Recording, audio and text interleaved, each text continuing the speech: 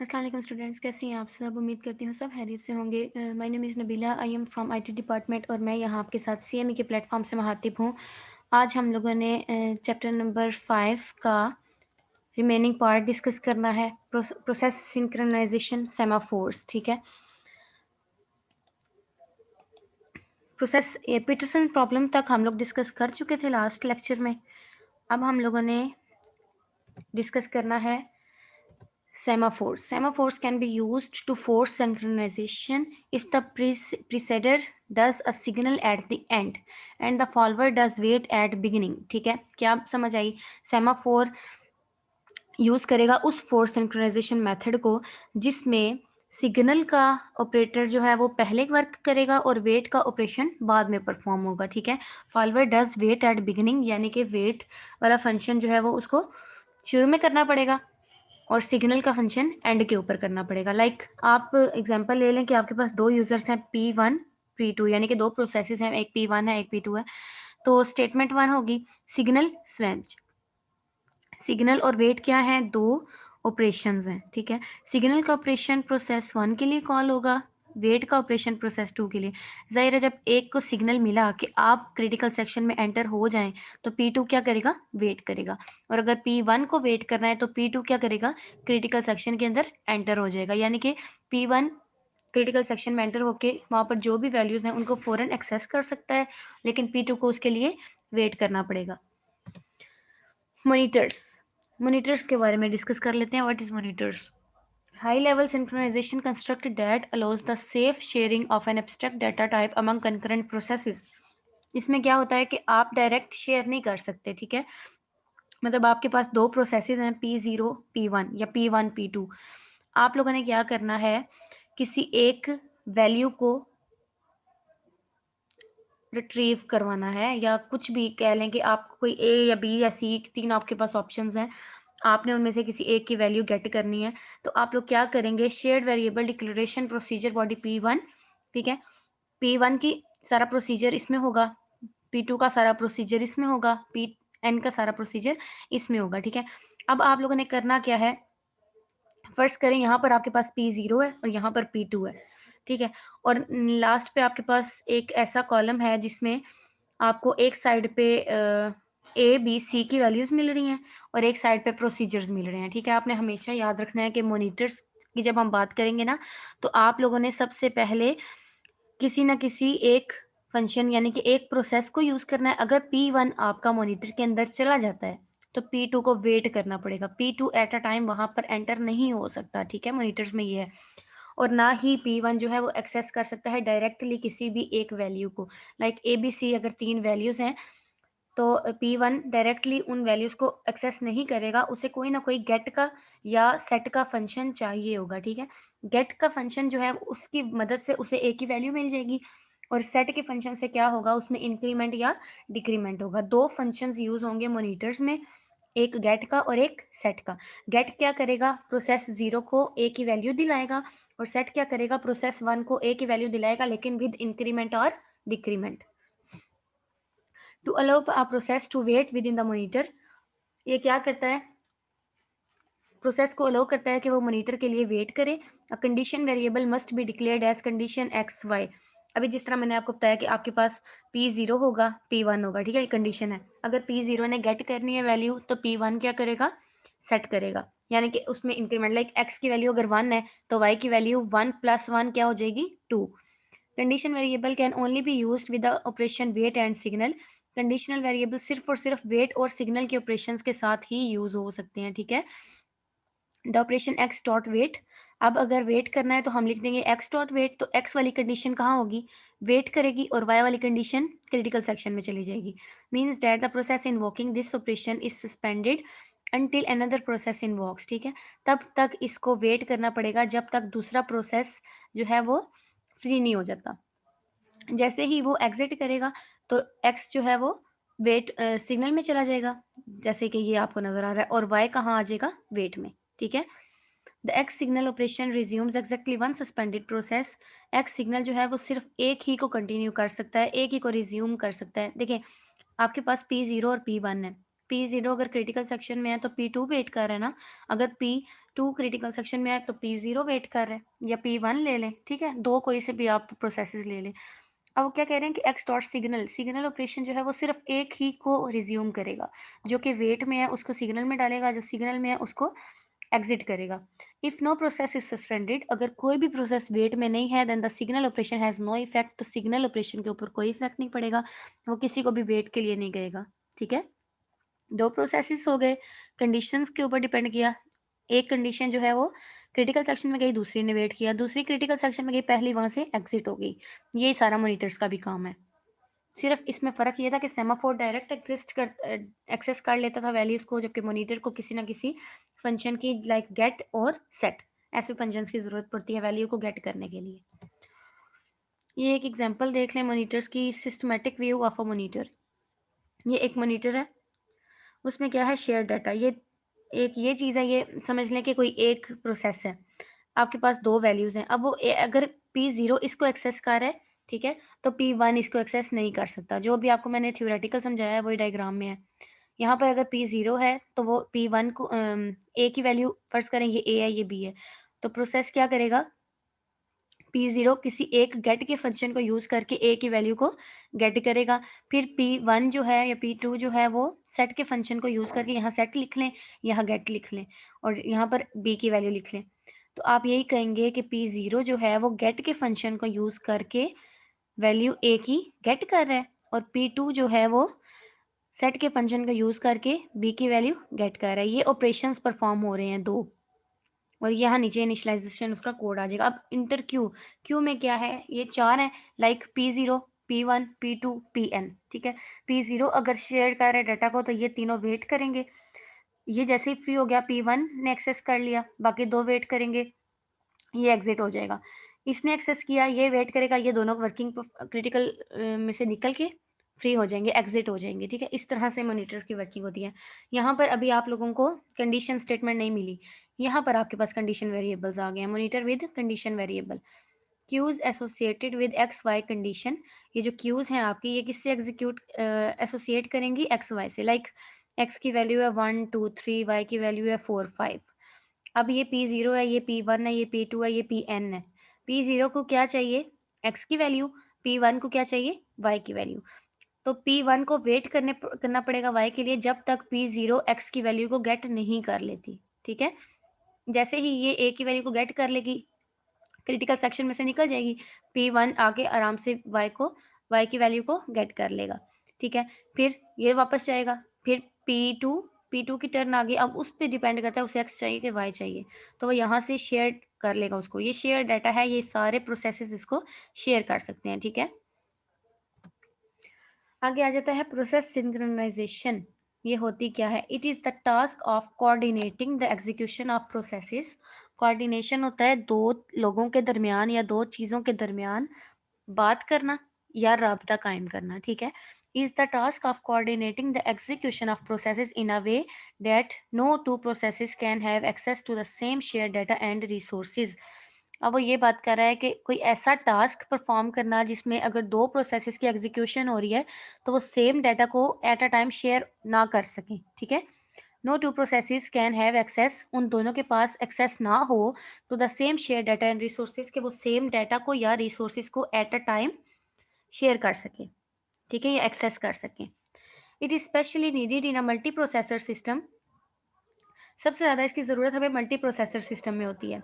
When multiple processes are running together, जब बहुत से processors at a time work कर रहे होते हैं, and more than one process try to gain access to the same share resource or data at the same time, और एक से ज़्यादा बंदे को सेम चीज़ एक्सेस करनी होती है।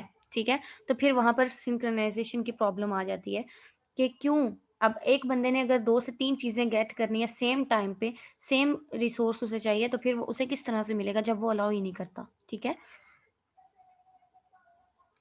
This can lead to the inconsistency of share data. इसकी वजह से क्या हो जाएगा, जो शेयर डाटा है उसमें इनकन्सिस्टेंसी आ जाएगी। So the change made by one processor not necessarily reflected when other processes access the same share data.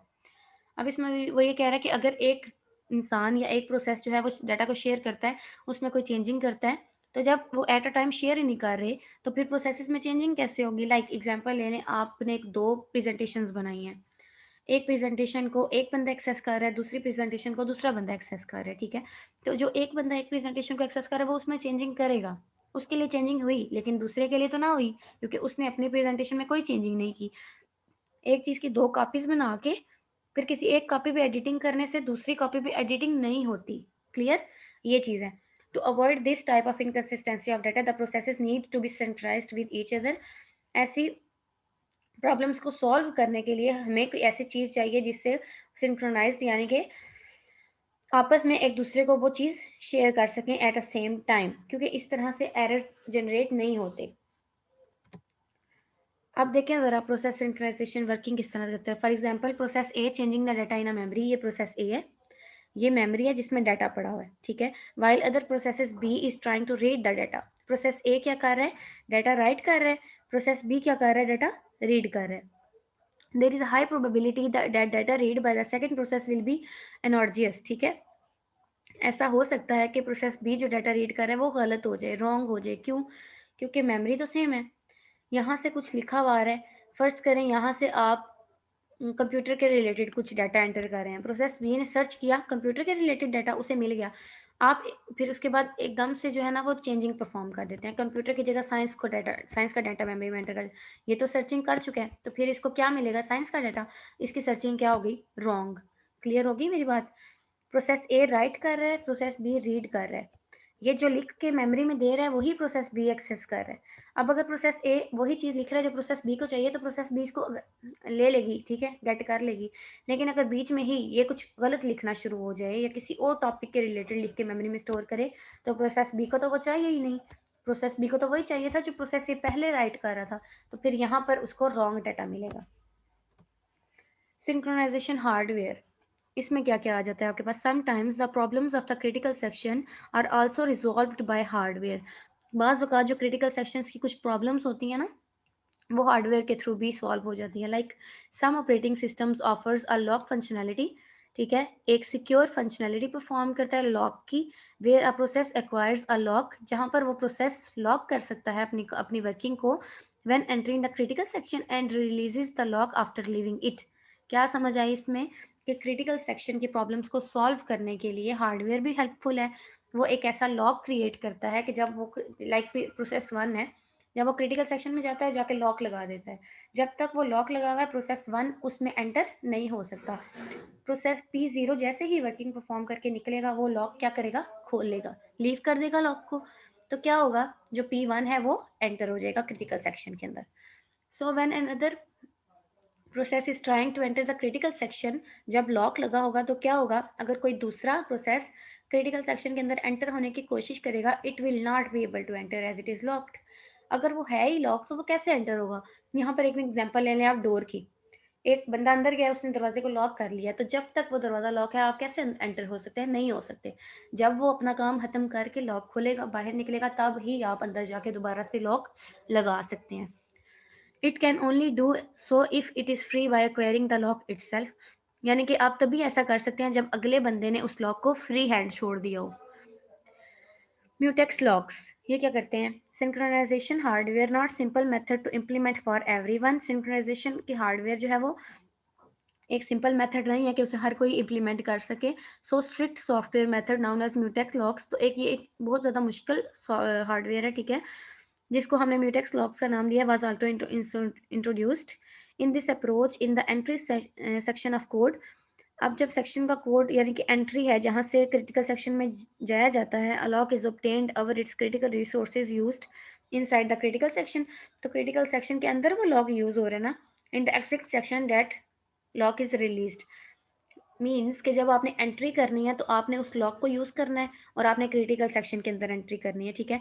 जैसे ही आपने एग्जिट होना है, लॉक जो है वो रिलीज हो जाएगा। बात समझ आ गई? आपने क्रिटिकल सेक्शन हो गया आपका रूम, आपने रूम के अंदर एंटर करना है, आप लॉक लगाएंगे और अपने रूम के अंदर एंटर हो जाएंगे। वहाँ पर आपको सारी रिसोर्सेज मिलेंगी जो आपके रूम के अंदर आपको मिलती हैं या आपने खुद अपने लिए वहाँ पर रखी होंगी, ठीक है। लेकिन अगर आप एग्जिट कर रहे हैं रूम के अंदर से, तो फिर वो लॉक क्या हो जाएगा? रिलीज हो जाएगा, क्योंकि आप बाहर आ गए, अब आपने दूसरों को एक्सेस दे दिया, कोई भी आपके रूम में जा सकता है। Classical problems of synchronization. अब हम प्रॉब्लम्स को भी थोड़ा सा डिस्कस कर लेते हैं, ठीक है। In this article we will see number of classical problems of synchronization as examples of a large class of concurrency control problems, ठीक है। हमने अभी बहुत सी प्रॉब्लम्स देखी हैं सिंक्रोनाइजेशन की इन अवर सोल्यूशन टू द प्रॉब्लम्स, और उसके बाद हमने सोल्यूशन भी ढूंढने की कोशिश की है कि किस तरह से हम इनके सोल्यूशन फाइंड कर सकते हैं। We use semaphores for synchronisation, हमने सेमाफोर्स की एक्टिविटी भी की। Since that is the traditional way to present such solutions. However, actual implementations of these solutions could use mutex locks in place of binary semaphores, ठीक है। जब mutex locks की समझ आई तो उसके बाद सेमाफोर से ज़्यादा इंपॉर्टेंस म्यूटेक्स लॉक्स को दी, यानी कि ये ज़्यादा सिक्योर लगा हमें, क्योंकि हम प्रोसेस P0 या P1 जो भी ले लें, अगर वो क्रिटिकल सेक्शन में जा रहा है, वो लॉक लगा रहा है, इसका मतलब है कि वो प्रॉब्लम सॉल्व हो गई, अब दूसरा एंटर नहीं हो सकता। These problems are used for testing nearly every newly proposed synchronization scheme. ये प्रॉब्लम जो है यूज की जाती है न्यू टेक्निक्स को टेस्ट करने के लिए कि कौन सी प्रॉब्लम कहाँ अकर हो रही है और कौन कौन सी ऐसी चीजें हैं जिनकी वजह से इनका सॉल्यूशन मुमकिन है। ये प्रॉब्लम्स हैं आपके साथ मजीद, मतलब कि इस सिस्टम में आपको मजीद क्या प्रॉब्लम्स होंगी, इन्हें हम क्लासिकल प्रॉब्लम्स का नाम देते हैं। The following problems of synchronization are considered as classical problem. Bounded buffer और प्रोड्यूसर कंज्यूमर प्रॉब्लम। प्रोड्यूसर होता है प्रोड्यूस करने वाला, कंज्यूमर होता है कंज्यूम करने वाला। प्रोड्यूसर मीन्स जो प्रोवाइड करे, कंज्यूमर मीन जो उस प्रोवाइड चीज को हासिल करे, ठीक है। डाइनिंग फिलोसफर प्रॉब्लम्स, ये एक एग्जांपल है। डाइनिंग का मतलब हो गया गोल मेज, ठीक है, वो टेबल जिस पर आप रख के कुछ खा सकते हैं, और फिलोसफर्स का मतलब हो गया उस गोल मेज के इर्द गिर्द कुछ फिलोसफर्स का बैठना। प्रॉब्लम प्रॉब्लम डिस्कस करेंगे कि अगर ज़्यादा फिलोसफर्स बैठे हों गोल टेबल के पास तो वो क्या प्रॉब्लम क्रिएट होगी। रीडर एंड राइटर प्रॉब्लम में हम लोग करेंगे कि रीडर कुछ रीड करेगा, राइटर उसमें कुछ राइट करेगा। अब रीडर ने जो रीड करना है ज़रूरी नहीं राइटर वही राइट करे, तो ये भी एक प्रॉब्लम है। नंबर 4 पे आ जाएगा आपके पास स्लीपिंग बार्बर प्रॉब्लम। बार्बर क्या होता है? जो आपके हेयर कट करता है, ठीक है। जब आप लोग अपने हेयर कट के लिए जाते हो तो वहां पर अगर बार्बर सो रहा हो तो भी आपके लिए प्रॉब्लम होती है, ठीक है। तो स्लीपिंग बार्बर प्रॉब्लम में भी हम अभी हम ये मजीद इसको डिस्कस करेंगे कि किस तरह की प्रॉब्लम्स जो है वो ऐसे सेशन में आती हैं। सबसे पहले हम डिस्कस करते हैं बाउंडेड बुफर या producer consumer problem. Bounded buffer problem is also called producer consumer problem, ठीक है। अगर आपको एग्जाम में बाउंडेड बुफर आए तो आपने याद रखना है कि ये प्रोड्यूसर कंज्यूमर ही है। This problem is generalized in terms of the producer consumer problem. Solution of this problem is creating two counting semaphores. दो काउंटिंग सेमाफोर्स ले लें, फुल और एम्प्टी, एक फुल हो और एक एम्प्टी हो, to keep track of the correct number of full and empty buffers respectively, ठीक है। जो फुल है उनको फुल में डाल दें, जो एम्प्टी है उनको एम्प्टी में डाल दें। Producers produce a product and consumers consume the product. अब प्रोड्यूसर वो है जो कुछ दे रहा है, और कंज्यूमर कौन है जो जो कुछ हासिल कर रहा है। लाइक आप अपनी अगर क्लास की एग्जांपल लें तो प्रोड्यूसर हो गया आपका टीचर जो कि लेक्चर प्रोड्यूस कर रहा है, ठीक है, लेक्चर आप तक पहुंचा रहा है। और कंज्यूमर हो गए आप जो कि उससे उनसे लेक्चर ले रहे हैं, ठीक है। But both use of one of the container each time, लेकिन दोनों जो है वो एक ही रूम को फॉलो कर रहे हैं, ठीक है, या एक ही सिस्टम को फॉलो कर रहे हैं, एक ही क्लास में मौजूद है ना, टीचर भी स्टूडेंट भी, प्रोड्यूसर भी एक जगह पे है, कंज्यूमर भी एक जगह पे है।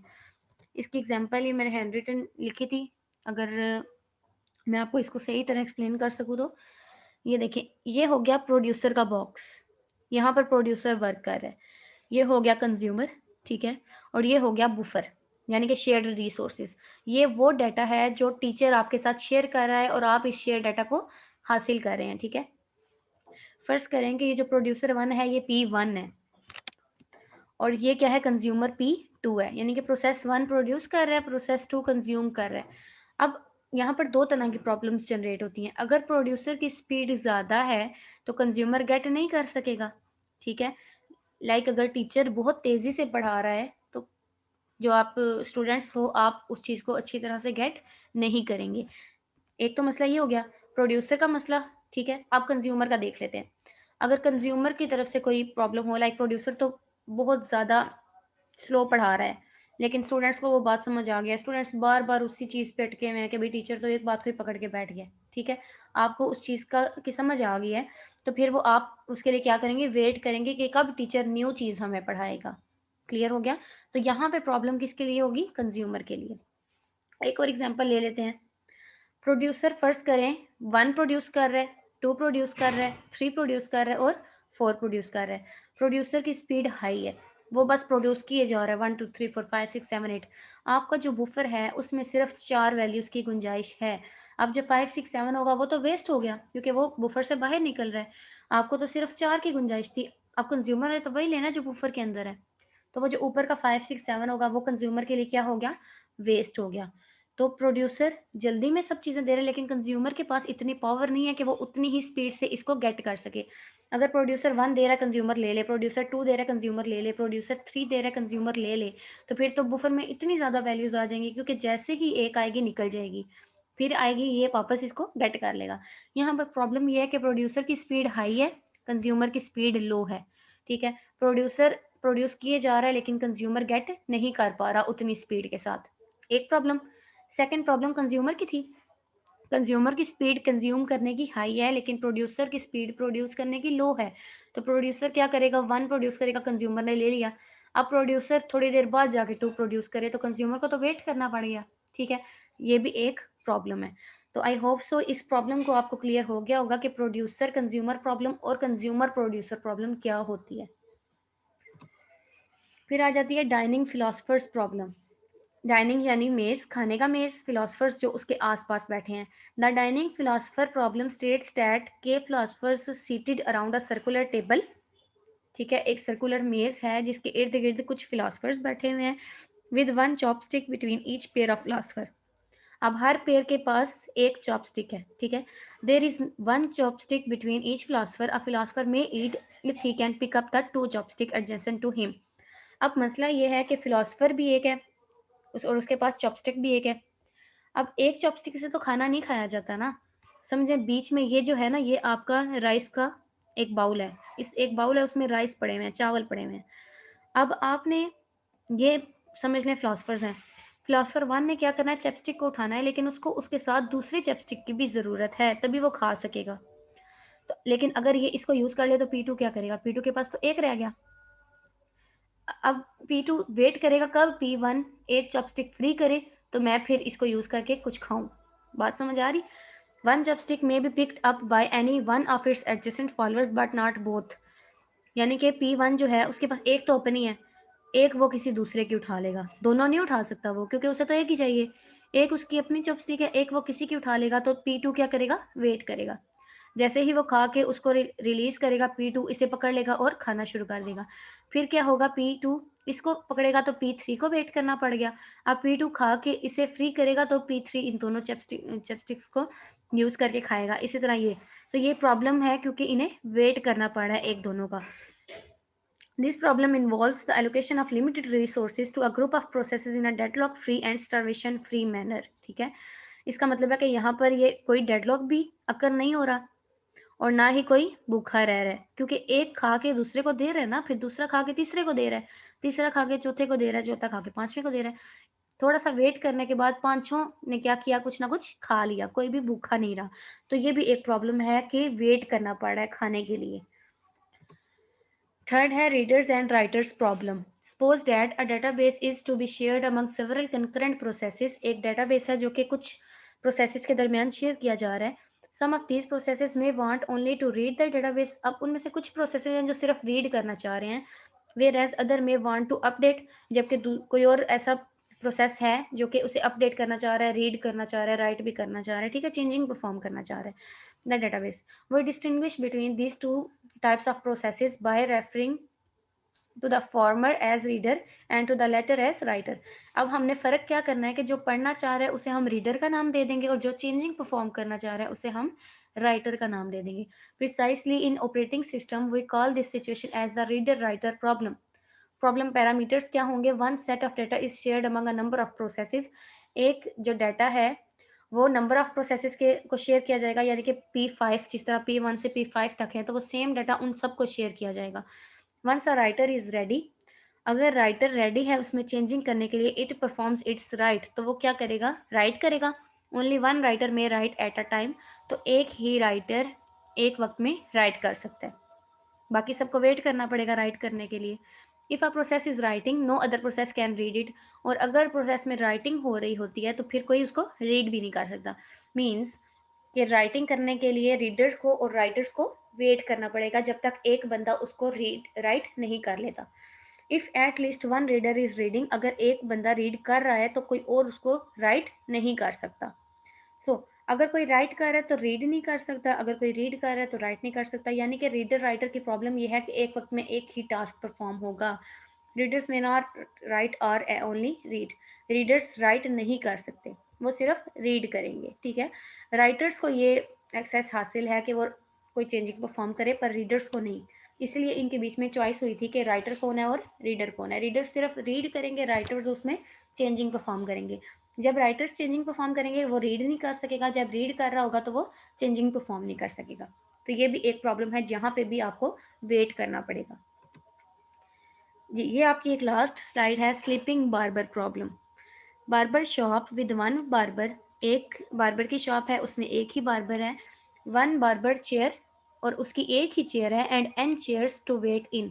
आपने देखा होगा जब भी आप किसी बार्बर शॉप पे जाते हैं तो बार्बर की तो एक ही चेयर होती है, बाकी सारी चेयर्स किसके लिए होती हैं? कस्टमर्स के लिए। When no customer the barber goes to sleep in barber chair. अगर कस्टमर नहीं है कोई तो बार्बर क्या करेगा? जाके अपनी चेयर पे सो जाएगा। And must be woken up when a customer comes in, और उसे उठना ही पड़ेगा जब एक कस्टमर अंदर दाखिल होगा, ठीक है। अब मसला कहाँ पे आ रहा है? When barber is cutting hair, जब बार्बर कटिंग कर रहा है बालों की, new customers take empty seats, तो वहाँ पर जितनी भी कस्टमर्स की सीट्स हैं जो कि एम्प्टी हैं वो उनको न्यू कस्टमर्स वहाँ पर बैठ जाएंगे। टू वेट, इंतजार करेंगे, और लीव इफ नो वैकेंसी, या उठ के चले जाएंगे अगर कोई चेयर खाली नहीं है, या उन्हें दिख रहा है कि बहुत ज़्यादा रश है, मेरी बारी नहीं आएगी, मेरी तो टर्न ही नहीं आएगी, तो वो क्या करेंगे? उठ के चले जाएंगे। यहाँ पर क्या प्रॉब्लम हुई? दो, एक तो वेट करना पड़ा है, दूसरा वेट करने की भी उन्हें जगह नहीं मिल रही, वो कहीं पे बैठ ही नहीं पा रहे कि वो बैठ के वेट करें, तो वो क्या करेंगे? लीव कर जाएंगे। तो ये दो तरह की प्रॉब्लम्स हैं, ठीक है। तो आज बेसिकली प्रॉब्लम्स को डिस्कस करने का मकसद ये था कि हर चीज़ में कोई ना कोई प्रॉब्लम होती है और उसका सोल्यूशन आपने किस तरह से फाइंड करना है। तो ये कुछ सिंक्रोनाइजेशन की प्रॉब्लम्स थी जो कि आप लोगों के साथ डिस्कस करनी थी, आपके टॉपिक में थी। हमारा ये टॉपिक नंबर 5 जो है वो कवर हो गया अल्हम्दुलिल्लाह। टॉपिक नंबर 6 से हम स्टार्ट करेंगे अपने नेक्स्ट लेक्चर में। अल्लाह हाफ़िज़ स्टूडेंट्स।